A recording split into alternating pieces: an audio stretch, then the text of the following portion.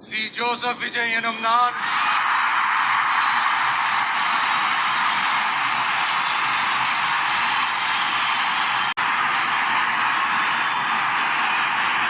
சட்டப்படி அமைக்கப்பெற்ற இந்திய அரசியல் அமைப்பின்பால் உண்மையான நம்பிக்கையும் மாறா பற்றும் கொண்டிருப்பேன் என்றும் இந்திய நாட்டின் ஒப்பில்லாத முழு முதல் ஆட்சியையும் உரிமையையும் நிலை நிறுத்துவேன் என்றும் தமிழ்நாட்டு அரசின் முதலமைச்சராக உண்மையாகவும் உளச்சான்றின்படியும் என் கடமைகளை நிறைவேற்றுவேன் என்றும்